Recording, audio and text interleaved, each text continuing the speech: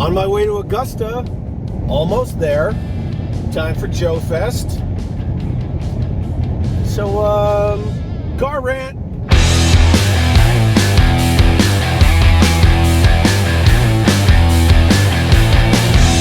Alright, so disclaimer right off the bat, I'm not looking at the phone. I am looking at the road. Yes, I am driving. Usually when I do car rants, I'm not driving. I'm just in my driveway screaming into my phone so my neighbors think I'm insane. But yeah, so I'm looking at the road. This is just going to be kind of I don't know, more of amusing. You know, I've had 3 days of windshield time to myself to just sort of marinate on some things. But I've been thinking about toys and the toy industry, and why do I feel like more and more that I'm some kind of outsider?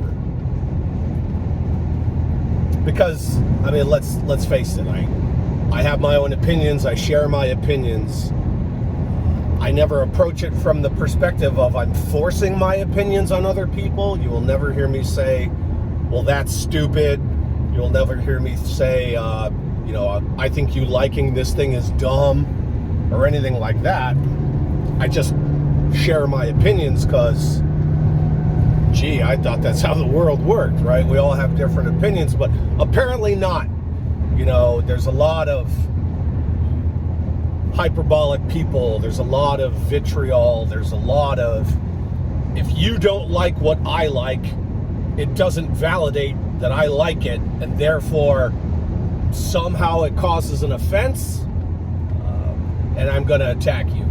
And here's the thing about being offended. Being offended is a choice. If you choose to get offended by something, that shit's on you, right? That's not on the person that doesn't share your opinion. It's entirely on you.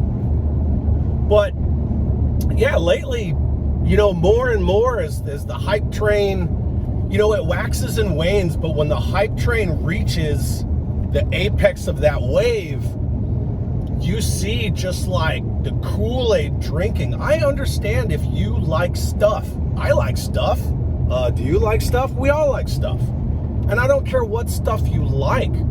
But the point is, if other people don't like the stuff that you like, don't be an asshole about it. Why you gotta be an asshole? Like, I don't care if you don't like 90s Joes, but if you come on one of my Neon at Night streams about 90s Joes and you start shit talking 90s Joes, I mean, I'm gonna get a slight case of the ass with you, because that's just rude, right? There's like this invisible line of death. You know, in the military world, I have it.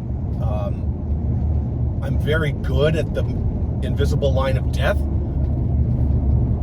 I'm kind and I'm professional. I'm not required to be nice, but I'm required to be professional. But I do believe in kindness. But kindness is not weakness. You cross my invisible line of death, and you know, at some point, I'm gonna push your shit in.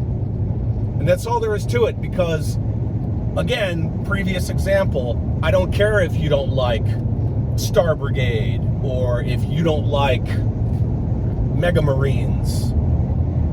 I'm not saying I love everything about those two G.I. Joe sublines. I mean, crap, I don't even like Dino Hunters at all. But the point is, I still talk about it. It's still G.I. Joe, a real American hero. 90s G.I. Joe stuff doesn't get enough love, and there are a lot of awesome gems in the 90s. X-19 Ghost Striker, the Blockbuster, the Cobra Detonator, General Flag, Shipwreck version 2, the freaking Headhunter Stormtrooper, which is the best army builder ever, in my opinion. Actually, just my opinion. But the point is, I don't care if you like it. You don't have to like it. I don't need your approval to validate the fact that I like a lot of 90s stuff and I have a 90s show. But if you come into my 90s show acting all Billy Badass, I'm gonna push your shit in. I don't like a lot of modern toys. I don't like most modern toys. I don't like classified scale. I don't like the way that The model is broken. Yes, the model changed, but it's broken. But I don't go into classified G.I. Joe groups and just flame them. I don't leave stupid hashtags. Oh, classified series elite, classified is the best, 1/12 is God scale. You know, all that stupid shit. If you like it, cool. But again, I'm not here to validate what you think is cool. I don't care what you like. Toys should be fun. Like what you like, don't like what you don't like. We all have our own little 3 feet of space. I don't want everybody to like the same thing, but the point is, like, every time this hype train of, oh, here's a live stream, and then we're going to do the same freaking 3-step process of name drop, render reveal, pre-order. Every time that happens, oh my Lord, the freaking hype train, it's just whoop, whoop, full effect. Like, we are on the road to friggin' Crazy Town. And you can't say anything. You can't. I swear if you do.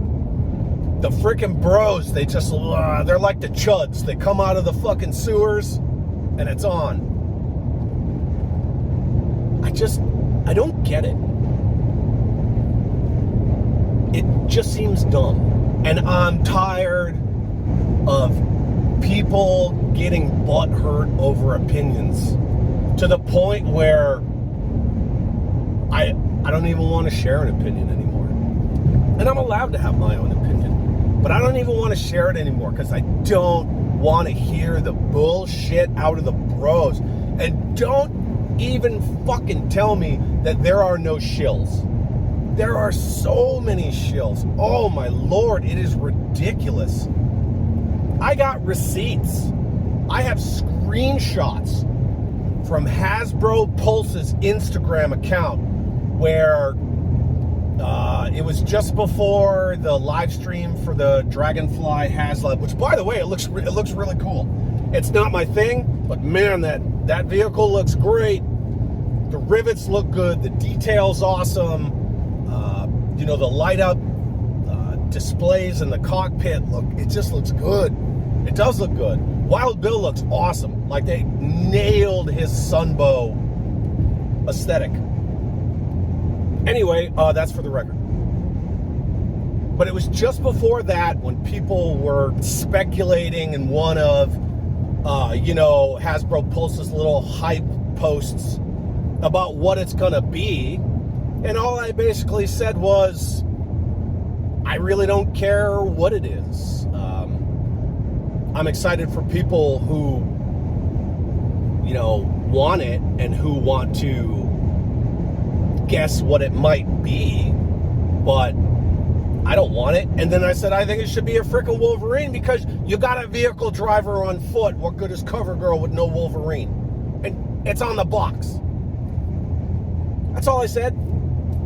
And some freaking dum-dum, some knucklehead jumps in my comment and says, I have no interest in 1/18 scale because I'm a grown man and I have large hands. Fuck does that matter? I mean, look at the size of my mitts. And you can't get good detailing in 1/18 scale. So first of all, I will argue that all day. So I understand if you don't share my opinion, but don't try to convince me to get into what you're into when I just don't give a shit. Like, I don't like 1982 Scarlet. I don't. I have said so many times her friggin' face looks like a foot. That whole head on Scarlet looks like a potato. Do I think the character design is great? Yeah. Hell yeah. But that figure, the sculpt on that figure, oh man, it is tragic. Tragic. And there's plenty of Scarlet figures from 1982 all the way up through 2019, in a 1/18 scale. And a 1/18 covers 3 3/4 and 4 inch, okay? Like, it just does. There's plenty of Scarlets in all those years, all those decades, that aren't great. And there's some that are great. Okay. I thought the first classified Scarlet looked like she was 20 years old. But whatever. It's all the same. So this fool comes at me about that, trying to, I don't know, change my opinion or tell me how my opinion is wrong.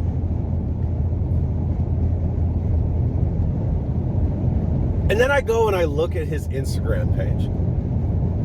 Not a single toy, comic book, not even a Funko Pop, nothing pop culture whatsoever. It's just this freaking chump and basketball. So I'm really looking at his stuff, right? I start digging through his stuff, and there's nothing. So then I go back and I'm like, all right, man. So I called his ass out. How many points of articulation, since you want to talk about, articulation and, detail and stuff, how many points of articulation are there on a 1/12 scale G.I. Joe figure?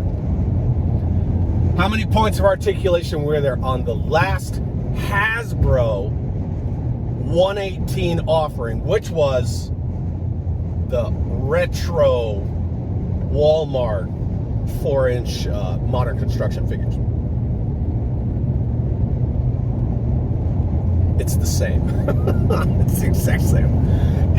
And then I asked him how many paint apps and how many hits of deco are on a standard classified figure. Because I know how many are on Joy Toy figures. I know how many are on Eagle Force figures. All 4-inch scale. And that fool didn't even reply. Now that person is not a toy collector, isn't even part of our biosphere of, whatever, geekdom, collectoredness. It's not a word, but there are posts like that all over the place. Where do these fucking idiots come from? Like, what hole did that dude crawl out from? And I'm not being like some kind of gatekeeper, or if that's the proper use of that term. I don't know. Take two, because I had the phone in the hands-free mount, which is in the windshield, and Georgia's son baked my phone to where it just said temperature too hot and killed it. So I don't really know where it died, but anyway, take two. I'm not doing some kind of gatekeeping thing about who can or can't have an opinion or have a say, because then I would be a complete fucking hypocrite, because I don't care what your opinion is, just have it. The point is, don't be an asshole about your opinion. I did call that fool out because that, I could smell the bullshit coming out of that guy's reply. I could smell it before I even went and looked at his Instagram page. And then when I saw it, it's like Alice going down the rabbit hole, like, who is this person and where did you come from? And you see that a lot in pop culture these days, where people just, I don't know, they just pop in out of nowhere and they're like, well, you're wrong because of this. You don't even have toys. What the fuck do you know about toys? That's like asking a politician in Washington how much a gallon of milk costs. They got no clue. Those fuckers live on cloud 9. All these people popping into these posts well, what are you doing? You coming into White Knight for Hasbro like they need you to? Get the fuck out of here. It's unnecessary. It's entirely unnecessary. All I said was, I hope it's the Wolverine because CoverGirl's on foot, and holy shit. It's like I, walked up and kicked their crippled dog or something. It's crazy. I feel like I'm on crazy pills when I interact with some of these people, and it sucks. I hate it. Toys should be fun. I have no energy for it. I spent 21 years in the Army, blah, blah, blah, right? I've been in the infantry a long time. I understand violence of action. I have seen tragedy and conflict and horrible shit. And I don't need conflict and horrible shit. Now, granted, it's different kind of conflict and horrible shit, but it's still negative. I don't need any of that stuff in my toy collecting world. So I think my bottom line moving forward, right, we call it bluff in the military, which is bottom line up front. But I didn't say it up front, so I just think my bottom line moving forward is going to be, I'm not going to engage. Not that I don't love a good fight, because fuck, I love a good fight. But I'm not going to engage the stupidity. I'm not going to engage the shills. I just won't. If you come into my 3 feet of space, I could name some of you, and you guys know who the fuck you are. If you come into my 3 feet of space with this, hashtag classified is the best bullshit, I'm just going to fucking delete it. Because I don't need to see your shit talking. And a lot of it is context. It might be as a joke. It might be in fun. But you can't infer tone with that kind of stuff, with social media, with text, with email. Right? So, 9 times out of 10, it's going to be perceived as argumentative, or that poke in the bear. Now, maybe if you said that to me in my face in public, I would just go, yeah, okay, whatever, because I can hear your tone and I understand, like, oh, it's just joking. I'm just playing around, like, we're bros. Cool. But if you came at me with some kind of shitbag tone in public and you tried to argue me, like, I'm gonna give you both barrels. Breakfast Club, mess with the bull, get the horns. I'm gonna give it back to you, because I can give just as good as you think you can give. I just don't want it. I don't want any of that. It's dumb. It's dumb. I don't care what you like. I just don't.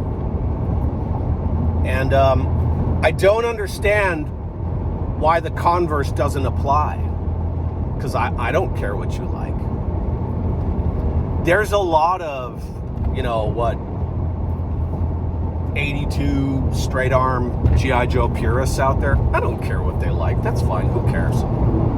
There's a lot of those like, oh, if it's anything after 86, it's crap. Whatever.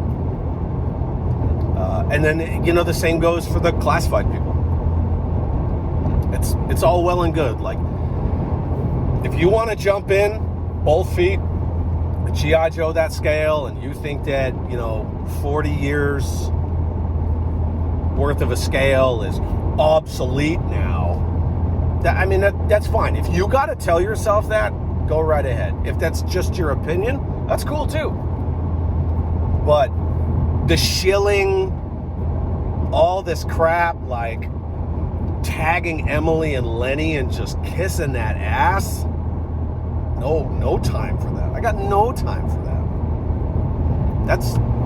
That's how you want to live your life, and live it. I don't really know if I thought I had another thought, but again, like, I'm driving, I'm looking at the road, I'm talking into the phone, I'm multitasking. Yeah. I remember what the other point was that I was going to expand on. Earlier, I was talking about how the model is broken as far as buying toys. A lot of people say it's broken. Is it really broken? Some things come around full circle. So if I use music as a reference, early rock and roll used to be very stripped down. You'd see like a trio, maybe a 4-piece, but usually a trio. The Sun record stuff. And then rock and roll got more and more and more and more popular, you know, you see the Beatles and they're like a super group. No, they weren't rock and roll, they were British pop. But then you get into like more and more arena-based bands where they play these arenas as giant productions. Then a band like the Ramones comes along. Or say like the early beginnings of Motley Crue. The early years of Motley Crue, very stripped down. 4-piece, playing clubs, just blasting rock. And then it, you know, they had to become a spectacle. But the Ramones, they were an answer to that whole Journey, Boston kind of arena rock stuff. I'm not saying that Journey and Boston don't have some rockin' songs. I'm just saying the Ramones were the answer to that. They were like almost the antithesis of the arena rock. And Joey Ramone used to talk about it all the time. Like he wanted to combat arena rock because he didn't think that's what rock and roll was.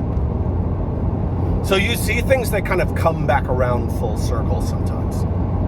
Look at toy stores. Toy stores used to be mom and pop, specialty shop, brick and mortar kind of places. Then you get the Toys R Us, you get the Child World, you get the Circus World, you get all that stuff.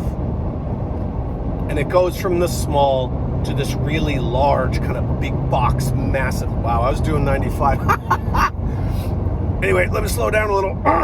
So, everything gets bigger and bigger and bigger and bigger. Spectacle. Massive production. Then Walmart comes along. Kids get more into electronics. Things change. They evolve. Toys R Us in the United States goes away. Obviously, Child World, all those places too, long ago. So a lot of places that catered to toys, to kids, gone. Well, then it's Walmart, then it's Target, Walmart and Target, Target versus Walmart, Walmart versus Target. Their toy aisles are shrinking, shrinking, shrinking, shrinking, shrinking. Like the number of pegs that you see for Star Wars, G.I. Joe. I mean, man, like where I live, G.I. Joe is like nothing. It's maybe one peg, two if, you know, it's an incredible store or something. But even if they have two pegs, I mean, shit, most of the time it's just those, either the Walmart Retro Lady J peg warmer or Snake Eyes movie peg warmers. But now you see, when you go toy hunt, where do you go? You go to collectible stores. I just call them toy stores. So you go to these independently owned and operated, small, collectible, like comics and toy shops. Those are the toy stores of the now. That's the mom and pop toy store. So we've come back around. They're the Ramones. I like that. I do. I like the personal experience. I like going into stores where it's not the comic book guy from The Simpsons. Thank you, don't touch that. I like knowing the first names of the people who own the only 3 stores that I ever go to buy toys. Phone was ringing, sorry. I like that. I like that a lot.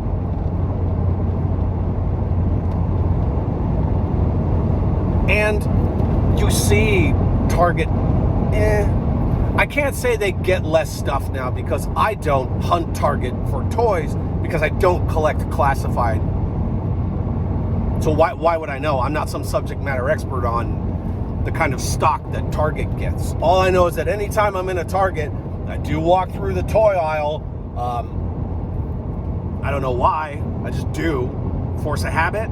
But I'm not going to buy any of that stuff. It doesn't speak to me. And I never see shit on the shelves. So just from my personal experience, I don't see anything. But I also don't hunt those stores. Same with Walmart. Whenever I'm in a Walmart, I walk down the toy aisle. I'm a lover of toys, but I don't see shit. Even the new Transformers are just... They're like small, they look cheap. I don't get why Optimus Prime is like 5 inches tall now. So I don't need it anyway. The whole distribution, stocking, that model changed. The business model changed, and it's almost like the companies didn't change with the times, and that's what broke it. But again, at the same time, I'm cool with the mom and pop places. That's just what speaks to me. It's what always spoke to me. It takes me back to when I was a little kid and I would go into the local toy store. It's a very small toy store, but they had everything in this little sleepy beach town that my mother lived in. Now, when I was back up in New York with my father, we would have to go up into Connecticut to go to Toys R Us, because at that time Manhattan didn't have a Toys R Us. Whatever. I just think that whole model is so weird now. The hunt, I love. The race, I won't do the race. But I'm also not I don't want to say modern collector, because I do collect now, but I don't collect modern stuff. Modern stuff is a race. You gotta wait, you gotta sit there online, you gotta watch it, you go, oh, I gotta get this before the pre-orders sell out. And that brings me to my final point. What does the word pre-order and the words sold out have to do with each other? When you pre-order something, it hasn't been made yet. It hasn't been made. They're not on shelves. It's not like Hasbro. There's some like numbnuts at some Hasbro warehouse watching the pre-order screen and then walks over and grabs these figures off this giant stack and then goes, oh, all the figures on this giant stack are sold out, so now I have to change this pre-order to sold out. That's not how that works at all. It's all just zeros and ones. It's just digital numbers. When you pre-order a thing, if people want to pre-order 150,000 of a thing, you make 150,000 of that thing to satisfy the pre-order demand. That's what a pre-order should be. Like, if you look it up, pre-order means I'm ordering it before it's produced. Why do you sell out pre-orders? Is that, obviously it's engineered that way. Are you trying to create some kind of hype? Because elephant in the room, HasLabs, they don't sell out, right?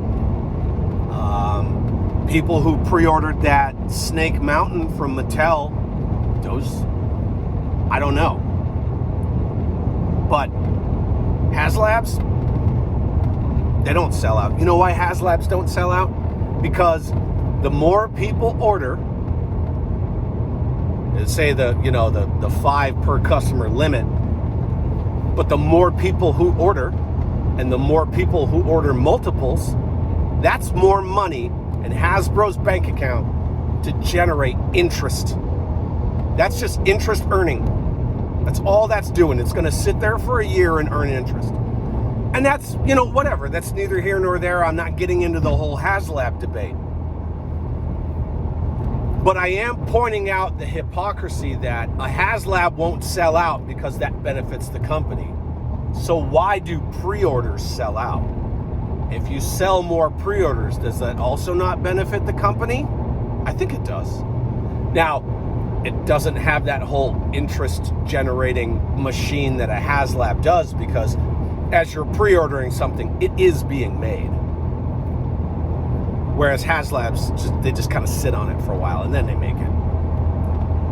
I don't understand why there's that duality. I've never gotten an answer. I've asked some people who would know, and they have no answers. It's just bullshit. Stop having pre-orders sell out. Period. Across the board. Any IP, any toy company, just stop with the pre-orders selling out, because You're almost insulting the people who want to buy your shit. And yeah, that's all I got. And I don't know if you guys want to see my cool view.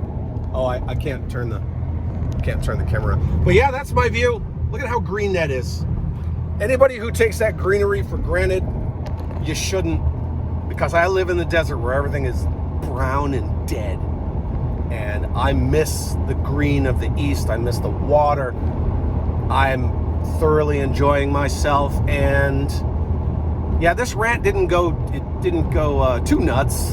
You know, I'm not going to get all road rage and shit, but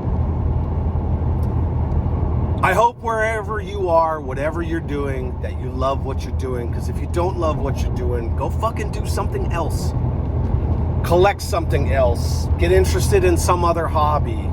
Just have fun. Toys should be fun. Whatever you do on a daily basis should be fun, because you're not going to fucking live forever. And whatever you're doing, you can't take it with you. Not your toys, not your money, nothing. Have fun, and have an awesome day!